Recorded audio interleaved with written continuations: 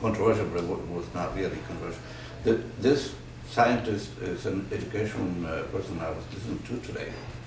Said something that was somewhat controversial. What he said was the thing that is lacking in many children beginning, as babies, is love. He said if there's no affection, if nobody caring for them, nobody showing them that they matter, that's where they start going wrong, because then nothing really means anything. So this is one of those things that you sort of common sense. Yeah. Right, well, that goes back to the issue of if you're in a family that is fractured and that is dysfunctional, how do you get love out of that, right? So it goes back to that foundation. And I think that we have to do a lot of advocacy and education of getting the family back together. You had a question? Yeah, Angel Rodriguez from resident of Philadelphia for over 20 years, worked in education and in charter school. My question is business attraction.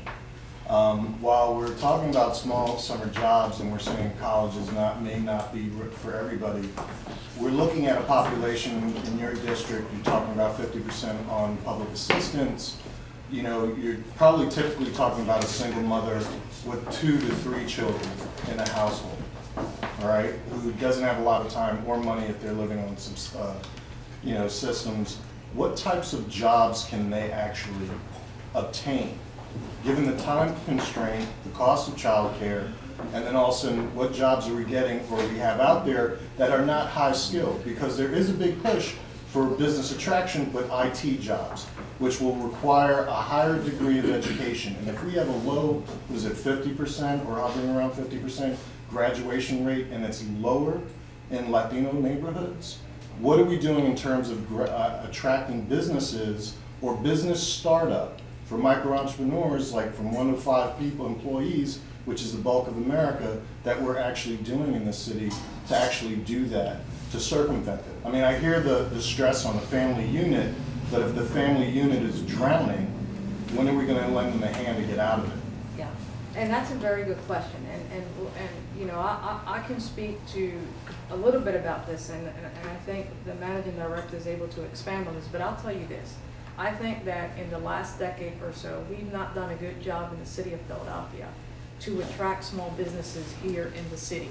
I think that the tax system for small businesses here has really impacted small businesses to come and do business here in the city of Philadelphia.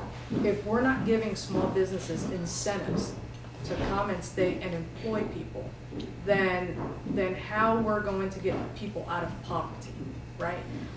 The other thing is, we have a family or a single mother who has 3 children, and let's say she's making minimum wage of $7.25 an hour. That's only $15,000 a year. How can a person sustain themselves with that kind of income, right? So we have some challenges, and you know, I had a public hearing yesterday, as a matter of fact. We brought that public hearing here to the city of Philadelphia. I brought 15 state representatives from the 4 corners of the Commonwealth to advocate to, you know, it might not be a lot, but you know, to raise it to 10 an hour, maybe that's $19,000 a year that a family of 3 can make. But you know what? It puts more money on the table. But we've got to do a better job, and hopefully the next mayor that comes in to do a better job to attract more businesses and small businesses into the city of Philadelphia, and open up that opportunity, because there's opportunities that do exist here in the city. The problem is that we're taxing small businesses to death. So they're leaving, they're not staying, and we're not attracting these jobs here in the city. And that's of a concern, but the managing director can expand a little bit more on that front, because he works for the mayor. Yeah, I can.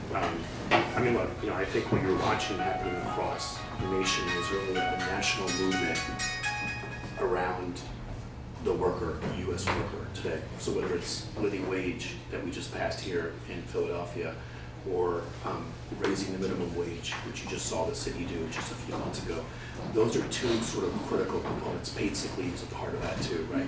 So you're seeing a shift nationally in government realizing, both local and state level, that we need to do more for our employees, and those are those low-skilled jobs. Many of those low-skilled workers need some of that the most, right? So government doesn't create jobs, right? The private sector does. We kid ourselves if we think a mayor can create jobs and wave a magic wand. But the tax structure that Leslie's talking about is incredibly important, and we need to shift the emphasis on the wage tax and business privilege taxes in Philadelphia. So Mayor Nutter had that in his plan. And 6 months into that plan, we got hit with the worst economic recession that we've had since the Great Depression, right? So he rolled back the timing around reducing those things.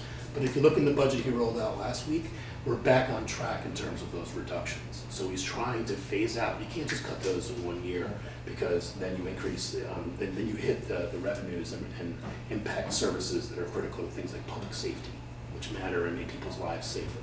So what you're seeing is the city's back on track with the mayor's support around doing both of those things. Changing that tax structure, that's so important. It's going to incentivize small business to come to Philadelphia, but also providing for dignity around our workers at that low-skilled level where they can make a living. There was a day and time where many of us, and many of our parents did this, could work a blue-collar job, own a home in the United States of America, send their kids to college, retire, and live a decent middle-class life.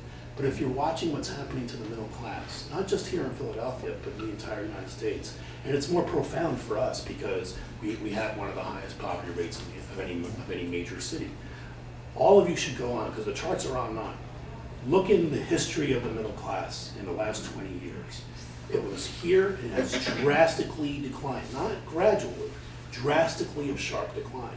So a middle class that was once a significant part, that greatest generation, right, that came after World War II, that built our nation's infrastructure, now is a fraction of the population because there's more of the haves and more of the have-nots.